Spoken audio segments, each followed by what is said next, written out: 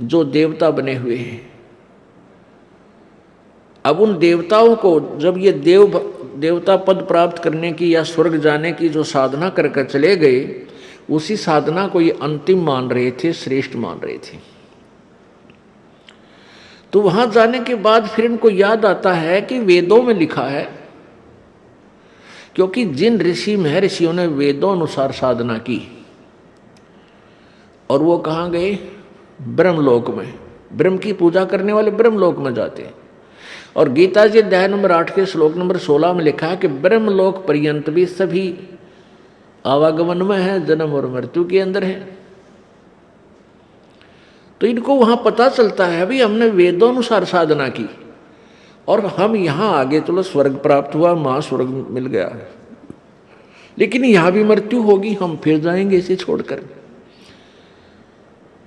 तो वहां क्या इनकी आपस में कैसी चर्चाएं चलती हैं इन देवताओं की। कहते अभी हमने कोई पूर्ण संत नहीं मिला, हमारे को पूर्ण संत नहीं मिला, इस कारण से हम यहां तक की साधना की। तो वह आपस में चर्चा करते हैं भी पूर्ण संत और कौन होता है, कैसा होता है। फिर वहां परमात्मा पूर्ण ब्रह्म इनकी आत्मा को झंझोड़ते हैं, इनको याद दिलाते हैं कि तुम पढ़ा करते थे यजुर्वेद अध्याय नंबर 40 के और श्लोक नंबर 10 से लेकर 13 तक। उसमें लिखा है कि वेद ज्ञान देने वाला जो प्रभु है वो कहता है कि वो परमात्मा की, पूर्ण परमात्मा के विषय में यथार्थ जानकारी, वो जन्म लेता है या नहीं लेता है, वो साकार है या निराकार है, उसके विषय में जो जानकारी है वो किसी तत्वदर्शी संतों से पूछो, सुनो। तो वो तत्वदर्शी संत का ज्ञान उन वेदों से भिन्न है, इससे सिद्ध है। तो फिर ये वहां चर्चा करते हैं भाई कैसे मनुष्य जीवन मिल गया, अब के जब मनुष्य जीवन परमात्मा दे देगा। कहते हैं हम पूर्ण संत की तलाश करेंगे जो वेदों से भी आगे का ज्ञान जानता हो।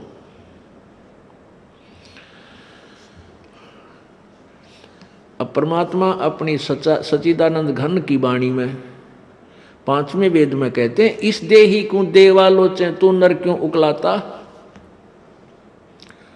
जैसे कई व्यक्ति दुखी हो जाते हैं अपने प्रारब्ध के पापों से, संकट के ऊपर संकट, संकट के ऊपर संकट आ रहा है, तो वो क्या दुखी होकर के क्या धारणा करते हैं, हे भगवान आत्महत्या कर लो। इसके विषय में परमेश्वर अपनी वाणी में कहते हैं इस देही को और देवता लोचे तू नर क्यों उकलाता।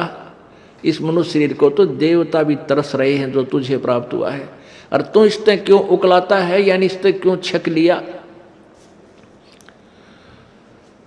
अब इससे दुखी होकर तू इसको नाश करने जा रहा है, इससे अच्छा कोई संत तलाश कर, भक्ति कर, पूर्ण संत की खोज कर। अब यहां इन जालिमों ने क्या जुल्म कर रखा है, ये नकली संतों ने, ये असली संत तक जाने नहीं देते। जगह जगह इन ठगों ने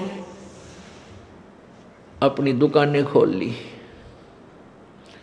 ना इनको कैखे का पता, ना भगवान का पता, ना भक्ति का ज्ञान, और लंबे चौड़े आश्रम बना लिए और ऐसी मार्मिक बातें लिख दी।